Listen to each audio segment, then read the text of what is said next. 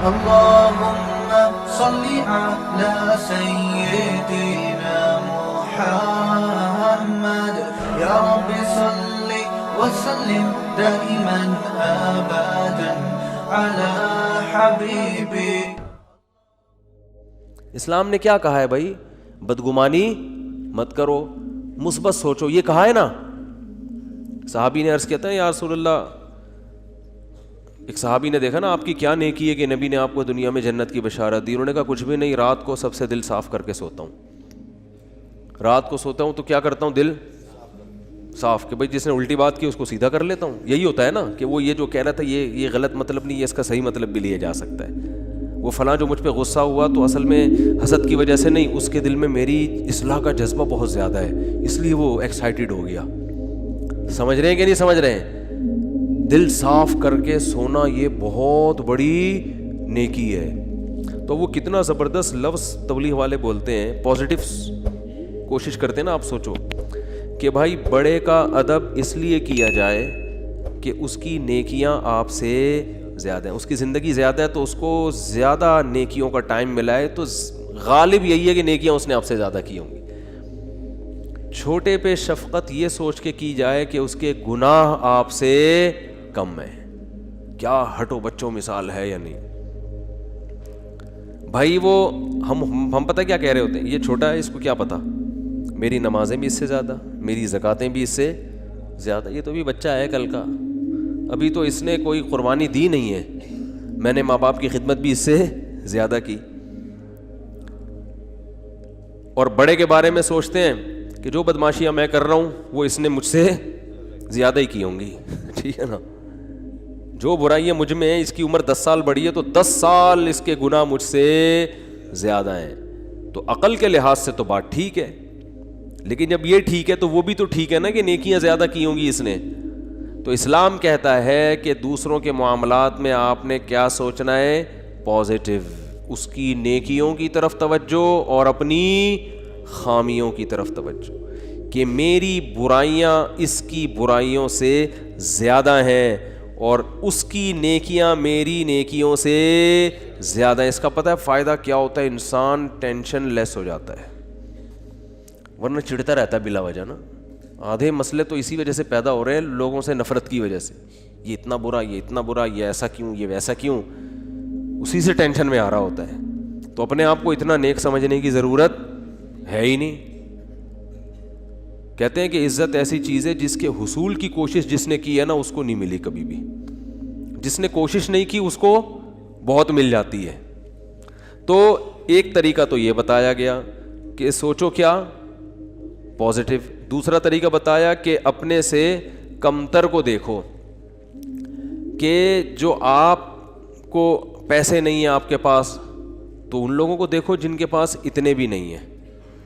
ایک صاحب کا فون آیا، 5 سال سے بے روزگار ہوں، گھر میں بھی صلواتیں ہیں، باہر بھی صلواتیں ہیں، ٹینشن میں. میں نے کہا بھائی جان گھر تو ہے نا، چلو صلواتیں سننے کو مل رہی ہیں لیکن گھر والوں نے نکالا تو نہیں نا، چھت تو ہے نا.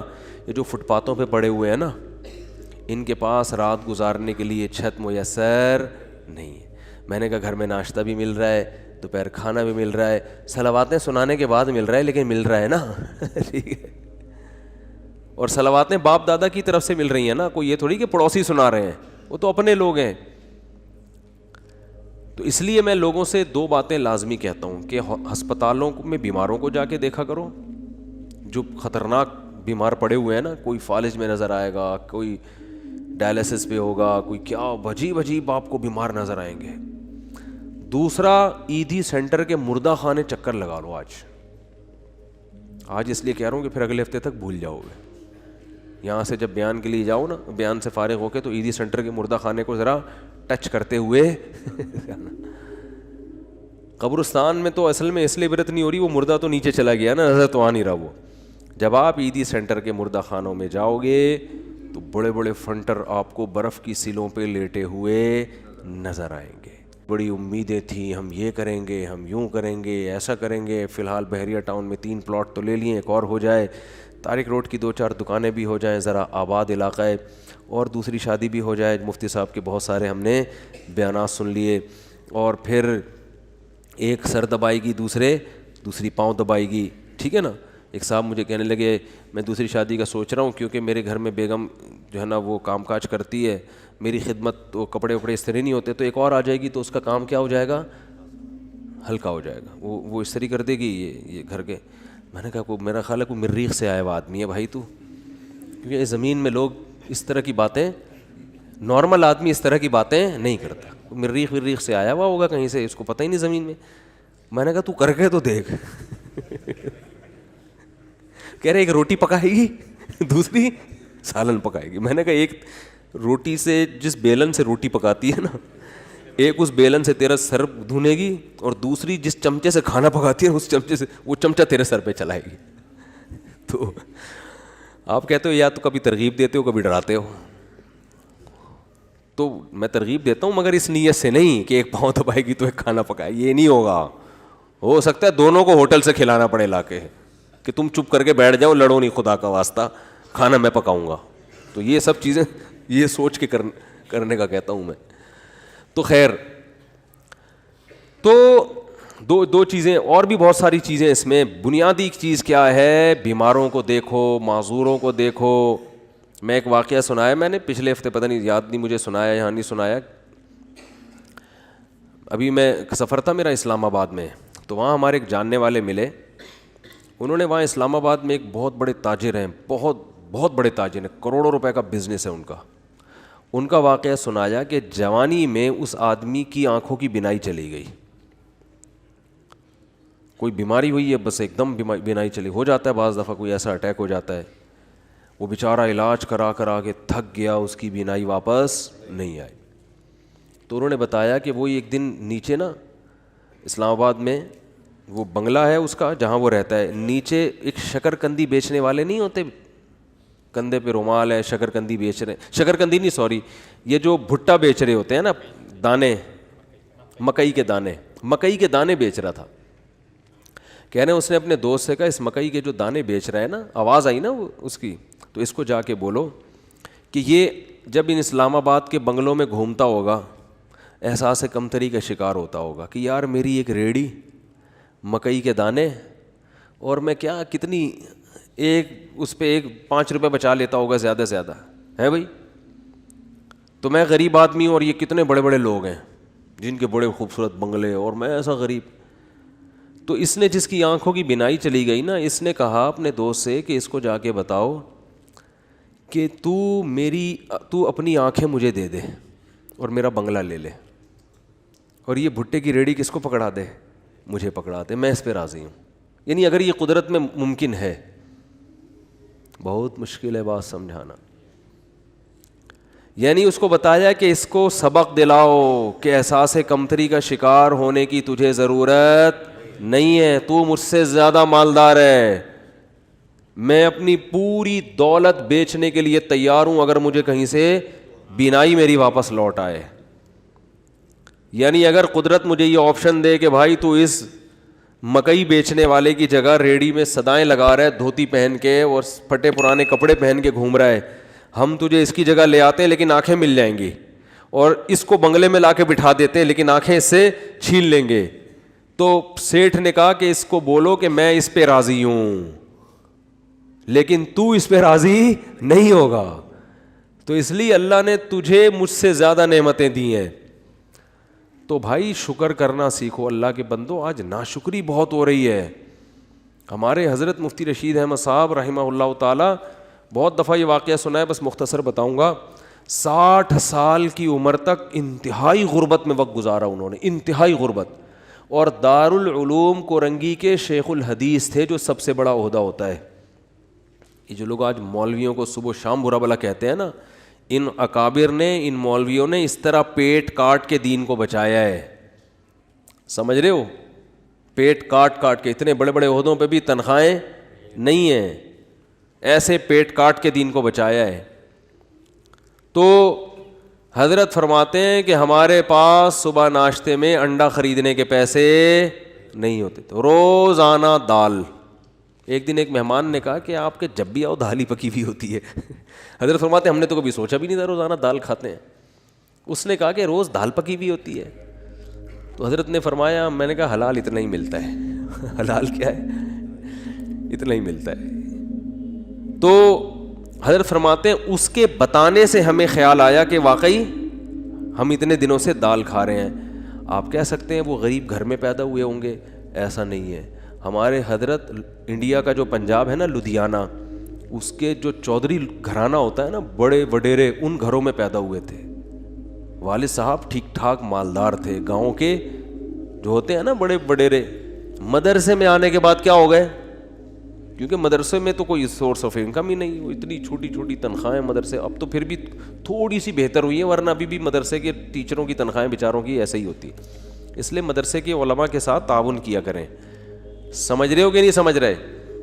لوگ دیکھتے ہیں بعض علماء کو بڑے لینڈ کروزر یہ وہ, ان کو دیکھ کے لوگوں کو دھوکہ آتا ہے. وہ سمجھتے ہیں سارے ایسے ہی ہوتے ہوں گے. ضرور تھوڑی سارے, وہ تو بیچارے چند ایک کو اللہ مال دے دیتا ہے, بیچارے زیادہ تر تو غریب ہی ہوتے ہیں اور مانگتے نہیں کسی سے. تو یہ عوام کی ذمہ داری ہے کہ وہ ان کے ساتھ تعاون کرے تاکہ وہ دین کے کام دل جمی کے ساتھ کر سکیں. لیکن وہ مانگتے نہیں کسی سے.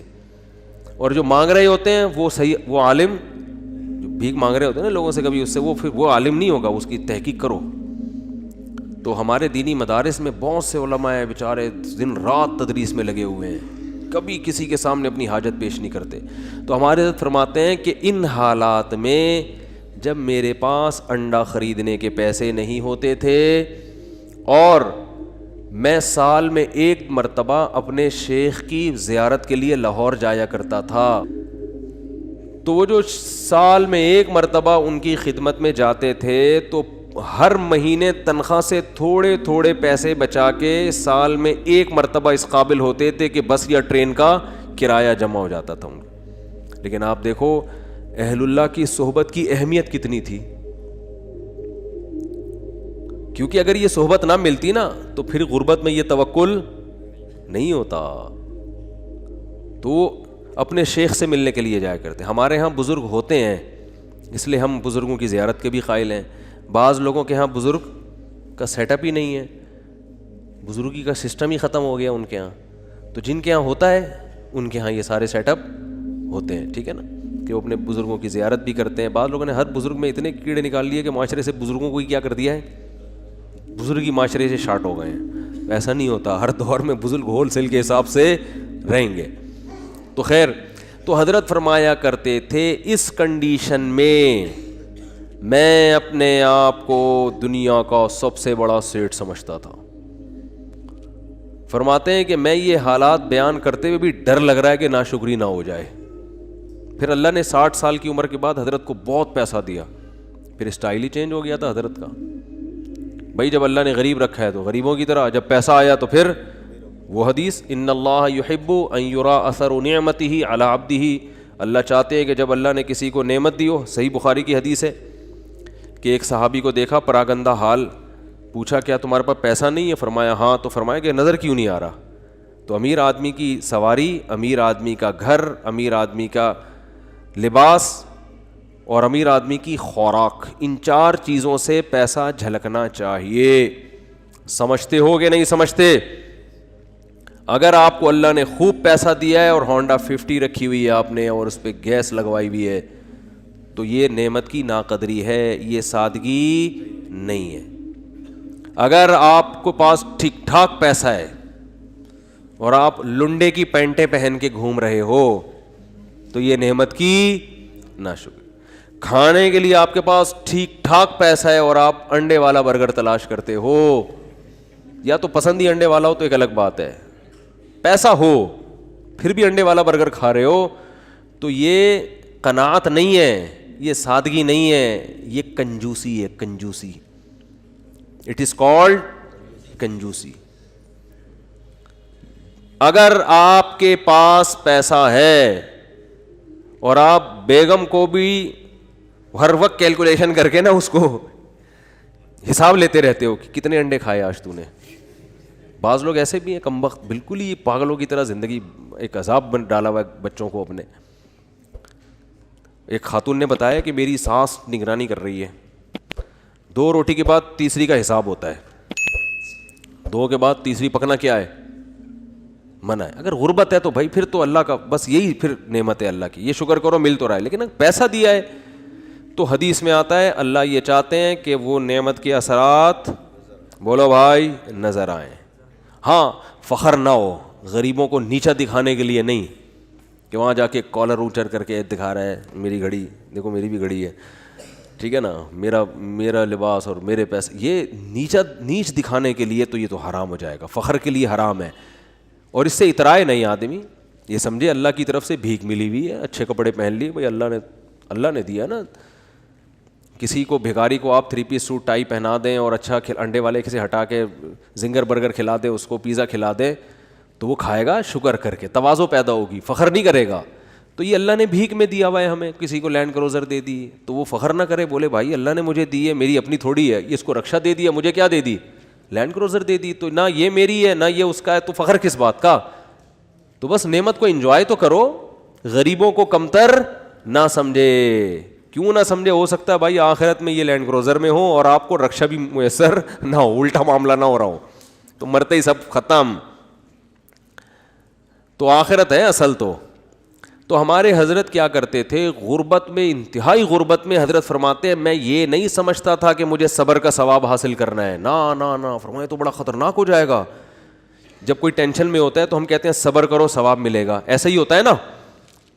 تو حضرت فرماتے ہیں اس غربت میں یہ نہیں سوچتا تھا کہ میں صبر کروں گا تو ثواب ملے گا. فرمایا نہ, مجھے تو لگتا تھا اگر میں نے یہ سوچا کہ میں صبر کروں گا تو یہ تو گناہ ملے گا, کیونکہ صبر تو مصیبتوں پر ہوتا ہے, تو اللہ نے مجھے مصیبت میں رکھا بھی نہیں تو صبر کس بات کا.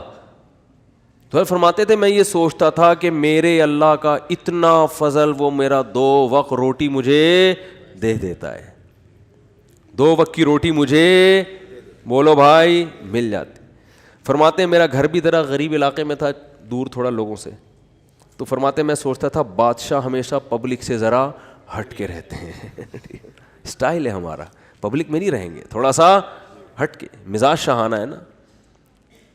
لیکن اس حالت میں بھی ایسا شاہانہ مزاج, ایسے رہتے تھے لوگ آ کے قرضہ مانگا کرتے تھے حضرت سے, وہ سمجھتے تھے بہت بڑا سیٹ ہے کوئی.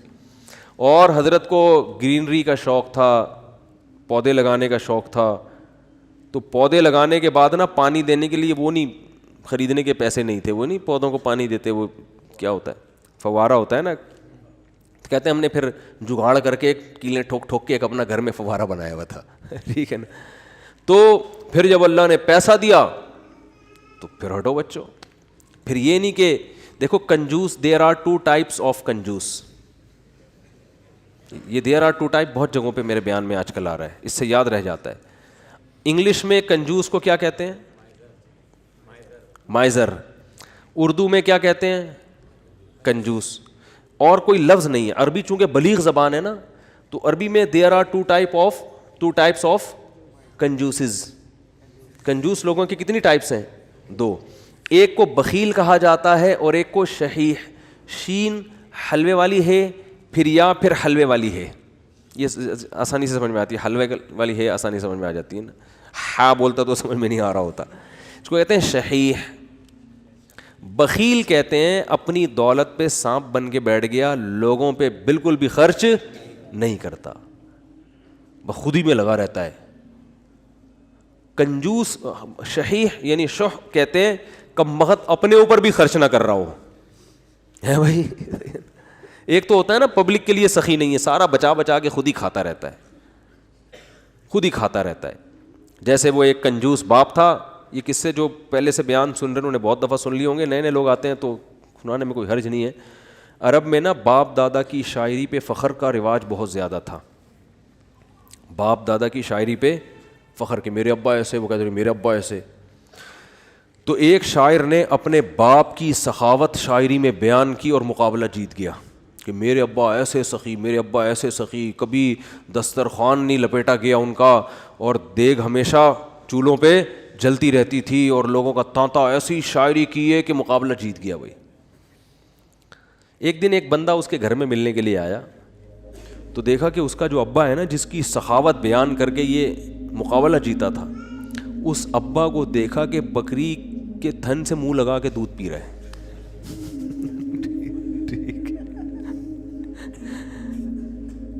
اس نے بولا یار یہ آپ کے ابا کیا کر رہے ہیں؟ اس نے کہا اصل میں ابا میرے جو ہے نا, یہ جب گلاس میں دودھ نکالیں گے تو دھار کی آواز سن کے بچے آ جائیں گے دودھ مانگنے, اپنے ہی بچے ابا کے, دوسرے بھائی ہیں ان کے, تو میرے ابا کو یہ پسند نہیں ہے کہ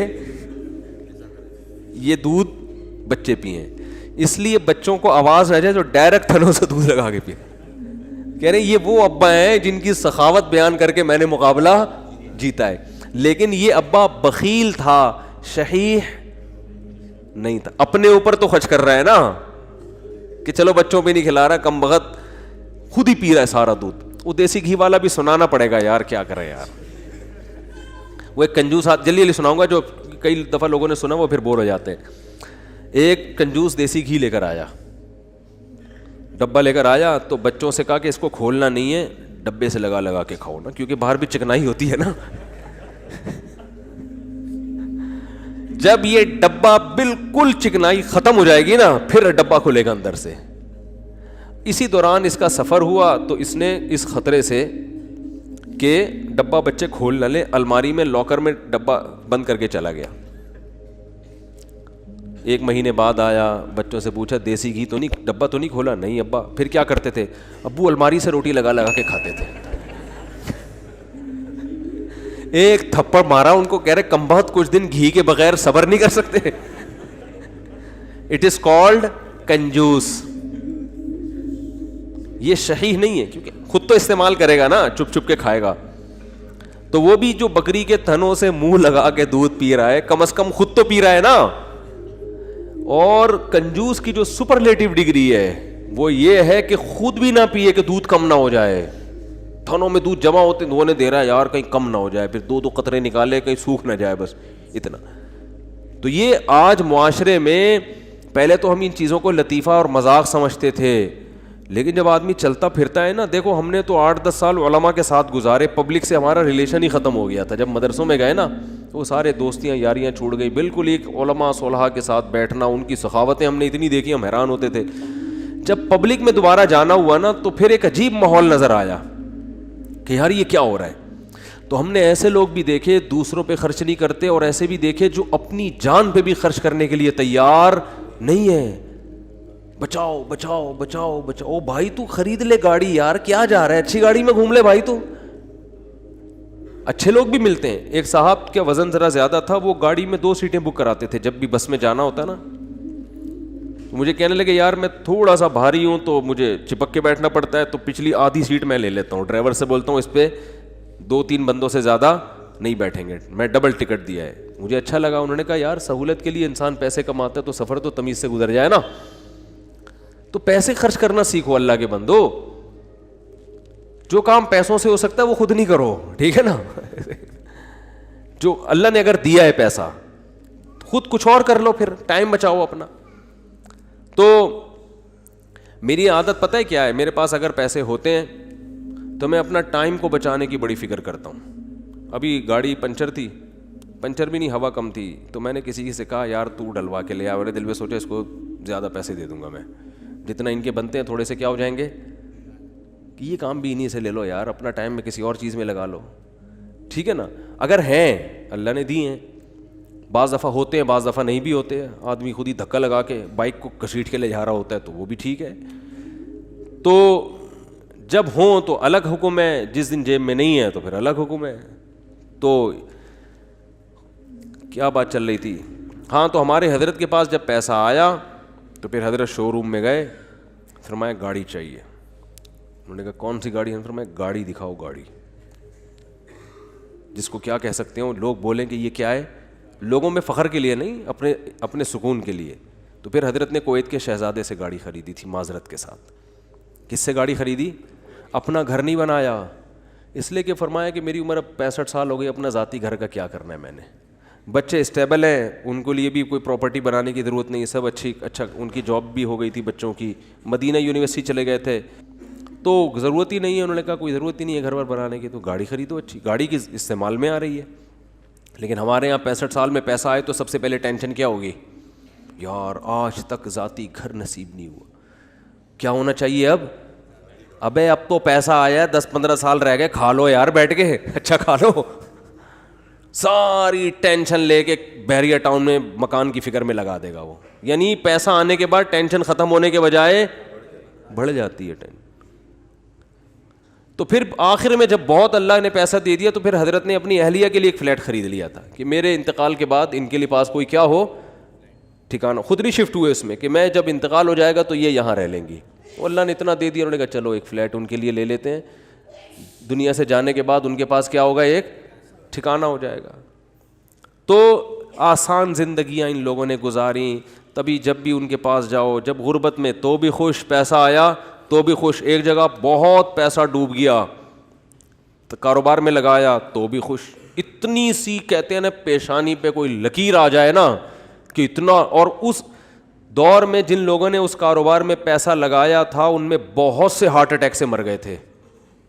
ضیاء الحق کے دور میں الائنس کا ایک بزنس آیا تھا, کمپنی تھی, جو بڑے بوڑھے لوگ ہیں ان سے پوچھیں آپ, اسلامی مزاربت کے نام سے شروع کیا انہوں نے, اور لوگوں کے لاکھوں کروڑوں روپے ڈوب گئے تھے, بہت سے لوگ ہارٹ اٹیک سے مر گئے. حضرت نے ان کا نام شہدائے الائنس رکھ دیا.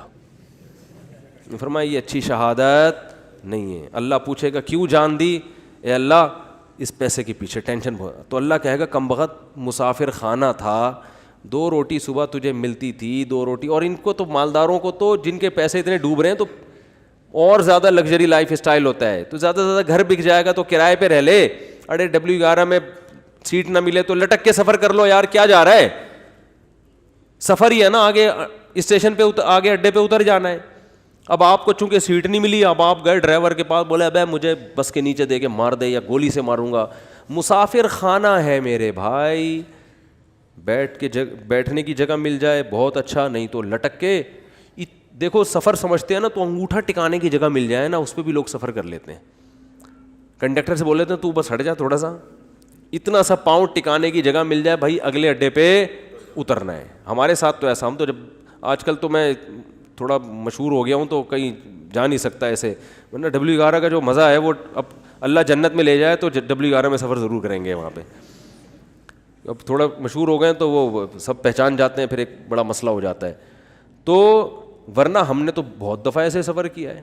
جا رہے ہیں تو چلو جی سیٹ پہ جگہ مل گئی ٹھیک ہے, نہیں تو پائیدان پہ لٹک کے, نہیں تو پیچھے کھڑے ہو جاؤ, بس چھت پہ بیٹھ جاؤ, انجوائے کرو.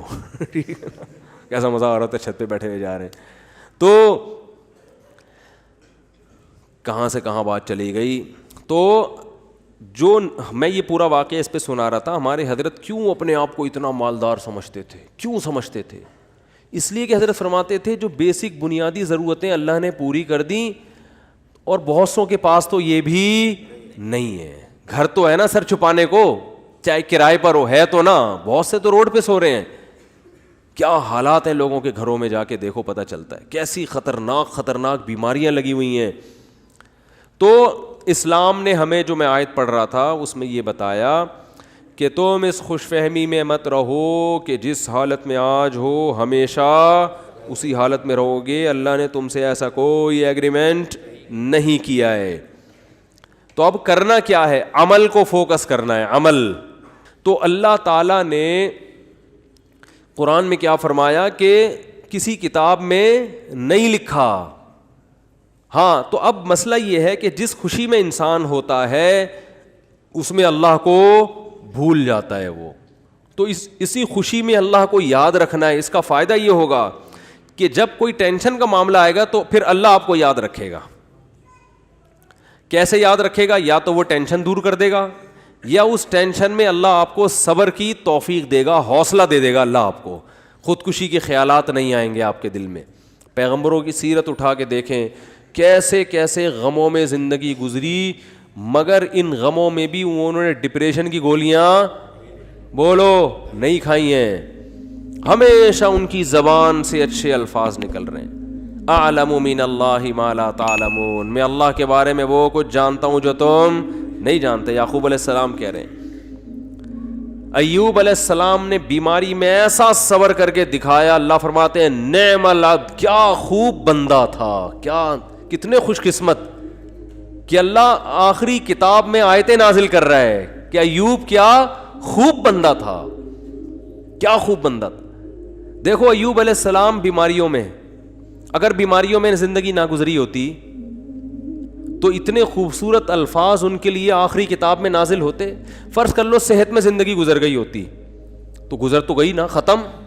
اب بیماری میں گزری ہو یا صحت میں, جو چیز جو پاسٹ بن گیا وہ اچھا ہو برا ہو, اب اس سے انسان کو کوئی سروکار نہیں ہوتا, جو گزر گئی ختم. تو صحت میں زندگی گزرتی اتنا انعام نہ ملتا. اللہ فرماتے ہیں نعم العبد, کیا خوب بندہ تھا. اور اللہ نے ایوب علیہ السلام کی زوجہ کی بھی تعریف کی بہت زیادہ. ایوب علیہ السلام جب بہت شدید بیمار تھے نا, تو عام طور پر کیا ہوتا ہے, بیگم صاحبہ خدمت کرتی ہے, میرے میاں کیا ہو گئے, بیمار ہو گئے, کوئی بات نہیں, 1 دن خدمت 2 دن خدمت, اس کے بعد کہے گی بھائی جان چھڑاؤ, میری کیا ہو گئی ہے, بولو نا, شادی ہو گئی ہے. آج کل مارکیٹ میں جو میرا بیان خواتین سن رہی ہیں ان کے علاوہ کی بات کر رہا ہوں, ان کے ساتھ یہی مسئلہ ہو رہا ہے کہ میاں بے روزگار ہو گیا, بیمار ہو گیا, تو اب بھائی جب شریک حیات کا مطلب کیا ہوتا ہے, زندگی بھر آپ کے ساتھ شریک. نکاح میں اور زنا میں تو یہی فرق ہے نا بنیادی. شریک حیات کا مطلب یہ ہے کہ آپ خوشی اور غم میں آپ کے ساتھ, آپ بھی اس کے ساتھ. دیکھو شادی سے پہلے کوئی فالٹ سامنے آ گیا, نہیں کرو شادی, آپ کو اختیار ہے. جو فالٹ شادی کے بعد پیدا ہو رہا ہے وہ تو پھر آپ کی قسمت ہے نا. ارے عورت کی شادی ہوئی میاں سے, اگلے دن ایکسیڈنٹ ہوا, لنگڑا ہو گیا, تو اب ہو گیا, وہ قسمت ہے, برداشت کرو, کیا خیال ہے, ٹھیک ہے نا. آپ یار سمجھ میں نہیں آ رہی بات. دیکھو ایک آدمی نے نکاح کا پیغام بھیجا, پہلے سے پاؤں سے معذور تھا, تو عورت لڑکی والوں نے اس بیس پہ ریجیکٹ کر دیا. ان کا حق ہے, کر سکتے ہیں, لیکن بالکل صحیح فٹ فاٹ رخصتی بھی ہو گئی. اگلے دن خوشی میں بائک میلیاں لگاتا ہوا جا رہا ہے کہ میری شادی ہو گئی اور رخصتی بھی ہو گئی. ہو سکتا ہے گرے, ٹانگ کی ہڈی ٹوٹ گئی. اب یہ تھوڑی کہ عورت کھلا لے کے بھاگ جائے کہ میری تو لنگڑے سے شادی ہوئی ہے. شادی ہو کے لنگڑا ہوا ہے, لنگڑے سے شادی نہیں ہوئی. اس طرح آپ کی شادی ہوئی, پہلے سے پتہ چلا بیگم کے ساتھ یہ مسائل ہیں, نہ کرو شادی بھیا. آپ کس نے کہا ہے, صحیح تھی, نکاح کے بعد بیماری ہو گئی, ٹھیک ہے نا, کوئی مسئلہ کھڑا ہو گیا, تو اب عزت دار آدمی اس بیس پہ ڈیورس نہیں دیتا, بلکہ دعائیں کراتا ہے. مولوی صاحب میری زوجہ کے لیے دعا کریں, اللہ صحت عطا فرمائے. اولاد نہیں ہو رہی, دعا کریں اللہ صحت عطا فرمائے, ٹھیک ہے نا. زبان میں لکنت پیدا ہو گئی ہے, دعا کریں اللہ. تو میں تو ان کو کہتا ہوں اگر لکنت پیدا ہو گئی ہے تو بڑا فائدہ ہے تمہارا, کیونکہ جتنی دیر میں وہ برا بلا کہے گی نا, اتنی دیر میں آپ کام نمٹا کے آ جاؤ سارے. ٹھیک ہے, وہ ابھی اسٹارٹ لے گی آپ کو سمجھانا, اتنی دیر میں آپ کیا کرو, ذہن تیار کر کے آ جاؤ کہ یہ الٹا سیدھا بولنے والی ہے, تو برداشت کرنا ہے. تو وہ اچھا اس پہ بھی 1-2-3 چٹکلیں, لیکن وہ زیادہ ہو جائیں گے. تو اب مسئلہ یہ ہے کہ عزت دار آدمی کیا کرے گا, اس کو اپنی قسمت سمجھ کے برداشت. ہاں اختیاری فالٹ ہے تو ایک الگ بات ہے نا, قدرتی فالٹ نہیں ہوا بلکہ اپنے اختیار سے کچھ غلط کر رہی ہو تو ایک الگ بات ہے. بھئی یہ تو قدرت کی طرف سے اس کی ٹانگ ٹوٹ گئی, اس کو لکوا ہو گیا, اس کو فالج ہو گیا, تو آج تک یہی ہوتا آ رہا ہے. ہم نے دیکھا ہے بیوی کو فالج ہو گیا تو مرد اب اس کو رکھ رہا ہے, بھائی اس کی خدمت کر رہا ہے, علاج کر رہا ہے, لوگوں سے دعا کروا رہا ہے, یار میری بیگم کے لیے دعا کرو. ایسے موقع پہ عزت دار آدمی طلاق نہیں دیتا, وہ کہتا ہے بھائی اب برداشت کرو یار, میری قسمت ہے. تو عورت بھی برداشت کرتی تھی پہلے زمانے میں, آدمی بھی برداشت کرتا تھا. اب دونوں نے برداشت کرنا چھوڑ دیا ہے. کیوں؟ دنیا ہی کو اصل بنا لیا ہے. سارے مزے کہاں اڑانے ہیں؟ دنیا میں. اب دنیا کو ہی اصل بنا لیا ہے, تو اب بس ہر چیز کیا ہونی چاہیے؟ پرفیکٹ, ایک دم موقع کی رپورٹ ہونی چاہیے ہر معاملے میں. تو یہ تو بھائی گوروں کا نظریہ ہے, یہ مسلمان کا نہیں ہے. تو میں ایوب علیہ السلام کا بتا رہا تھا کہ وہ شدید بیماری میں, وہ بیماری کیا تھی اس کا تفسیر میں کوئی ذکر نہیں ملتا نہ حدیث میں, بس کوئی بہت سخت بیماری تھی جس میں بہت طویل عرصے مبتلا رہے ہیں. تو اللہ نے ان کی زوجہ کی بھی کا بھی خیال کیا. ان کی زوجہ نے اپنے میاں کی کئی سال خدمت کی ہے, کئی سال خدمت کی ہے. تو اب کیا ہوا کہ ایک دن خدمت میں تھوڑی سی کوتاہی ہوئی تو حضرت ایوب علیہ السلام کو غصہ آ گیا, اور انہوں نے کہا کہ میں اگر ٹھیک ہو گیا نا, میں تجھے 100 ڈنڈے ماروں گا. صحیح ہے نا, کیونکہ بیمار آدمی چڑچڑا ہو جاتا ہے نا, تھوڑا سا اس میں برداشت کم ہو جاتی ہے. اب بیچاری بیوی اتنی خدمت کر رہی ہے لیکن تھوڑی سی کوتاہی ہوئی تو ان کو غصہ آ گیا, انہوں نے کہا کہ اللہ کی قسم میں ٹھیک ہو گیا تو 100 ڈنڈے ماروں گا. تو اللہ نے ٹھیک کر دیا. اب پیغمبر پریشان کہ اتنی نیک بیوی جس نے اتنی خدمت کی, وہ کہ اس کو 100 ڈنڈے ماروں گا, تو بولے کہ ٹھیک نہ ہوتے تو ہی اچھا تھا بھائی. ٹھیک ہے نا. تو قرآن کے الفاظ دیکھو, خذ بیدک ضغثا فاضرب به ولا تحنث. اے پیغمبر آپ قسم بھی نہیں توڑ سکتے, آپ تو پیغمبر ہیں, اور بیوی اتنی نیک ہے اس کو مارنے کی اجازت نہیں ہے, اس کو آپ نے 100 ڈنڈے نہیں مارنے. اب قسم پوری کرنے کے لیے ایک جھاڑو لیں جس میں 100 تنکے وہ ایک ہی دفعہ لگا دیں بس. ویسے تو ایک یوں کر کے بھی لگانا بھی وہ ہے, لیکن جب بیوی کو پتہ چلے گا اللہ نے میرے لیے میرے میاں کو یہ ہیلا بتایا ہے, تو یہ جھاڑو لگانا یہ عزت دی جا رہی ہے. یہ کس کی طرف سے ہیلا بتایا جا رہا ہے؟ بولو بھائی, اللہ کی طرف سے. آج بہت سے لوگ کہتے ہیں قرآن و حدیث میں ہیلے بالکل بھی نہیں ہے مولویوں نے. بھائی ہیلوں کی بھی 2 قسمیں ہوتی ہیں, ایک جائز ہیلے اور ایک ناجائز ہیلے. ایک صاحب ٹی وی میں آ رہے تھے رمضان میں, وہ کہہ رہے تھے مولویوں نے ہیلے ویلے بہت نکالے ہوئے ہیں, ہر چیز کا ادھر سے ہیلا ادھر سے ہیلا, اور یہ سب بنی اسرائیل نے بھی ہیلے کر کے مچھلیاں پکڑی ہیں. تو میں نے کہا یار میں ان کے سامنے بیٹھا ہوتا تو میں کہتا آپ کو بنی اسرائیل کے ہیلے تو ذہن میں آ رہے ہیں جو اللہ نے خود ایوب علیہ السلام کو ہیلے بتائے. اس لیے دین فقہا سے سیکھو. یہ جو نئے نئے فنٹر بن رہے ہیں نا آج کل, ان سے دین نہ سیکھو. یہ ایک طرف کی دلیل جانتے ہیں, دوسرا ان کو پتہ ہی نہیں ہوتا. سود سے بچنے کے ہیلے نکالے ہوئے ہیں, تو سود سے بچنے کے ہیلے تو عین مطلوب ہیں. ایسا ہیلا جس سے سود سے بچ جاؤ, یہ تو شریعت چاہتی ہے. یہ وہ ہیلا تھوڑی ہے جو بنی اسرائیل نے کیا تھا مچھلیاں پکڑنے کے لیے. تو ہیلے دیر آر 2 types آف ہیلے. ایک ہیلا جو حرام سے بچاتا ہے, ایک ہیلا جو حرام میں ڈالتا ہے آپ کو. دونوں میں فرق ہے. سود سے بچنے کے لیے جو ہیلے کیے جاتے ہیں وہ سود سے بچنے کے لیے جاتے ہیں, چونکہ سود حرام ہے تو سود سے بچنے کے لیے کا مطلب حرام سے بچنے کے لیے. اور ایک ہیلا وہ ہوتا ہے جو حرام میں آپ کو مبتلا کر دیتا ہے. تو بیوی کو مارنا کوئی اچھا کام تو نہیں ہے نا اسلام میں. تو اللہ نے ایک نیک بیوی کو بچانے کے لیے ان کو ہیلا بتا دیا کہ بھئی ایک جھاڑو میں 100 تنکے لو, ایک ہی دفعہ میں لگا دو, تو گویا 100 کوڑے لگ گئے. تو قسم بھی پوری ہو گئی, بیوی بچ گئی. تو یہ اللہ نے حضرت ایوب علیہ السلام کی وائف کو, ان کی زوجہ کو, ان کی اہلیہ کو اتنا پروٹوکول کیوں دیا کہ قرآن میں ان کا تذکرہ بھی کر دیا. یہ شوہر کی خدمت کی وجہ سے, شوہر کے ساتھ وفا کی وجہ سے. یاد رکھو آج عورتیں اپنے شوہر کی طرف سے جن آزمائشوں میں ہیں, جو قدرتی آزمائشیں, جو قدرت کی طرف, بے روزگاری اللہ کی طرف سے ہو جاتی ہے نا. بھائی میاں کا روزگار چھوٹ گیا, یہ تو اللہ ہے جس کو چاہتا ہے رزق کشادہ دیتا ہے, جس کی چاہتا ہے روزی بند کر دیتا ہے. وہ بیچارہ اپنی طرف سے محنت کر رہا ہے لیکن بے روزگار ہو گیا, نئی کاروبار حرکت میں آ رہا, تو یہ اللہ کی طرف سے ہے. خود سے نالائق ہو تو ایک الگ بات ہے. اللہ کی طرف سے جو آزمائشیں میاں پہ آئیں تو عورت کو چاہیے ان آزمائشوں میں اس کا ساتھ دے, اسے ذہنی ٹارچر نہ کرے. کیونکہ بے روزگاری کی بیماری اتنی, بے روزگاری کا عیب اتنا بڑا نہیں ہے جتنا اس بیماری کا عیب ہے جس میں ایوب علیہ السلام مبتلا ہوئے تھے. کیونکہ اس میں تو کمانا ممکن ہی نہیں تھا اور اوپر سے خدمت بھی. سمجھا پا رہا ہوں اپنی بات کہ نہیں سمجھا پا رہا؟ اس میں خدمت بھی. تو وفا کرنی چاہیے, وفا. اور یہ جب تک آخرت سامنے نہیں ہوگی ان میں سے کوئی بھی کام نہیں ہو سکتا.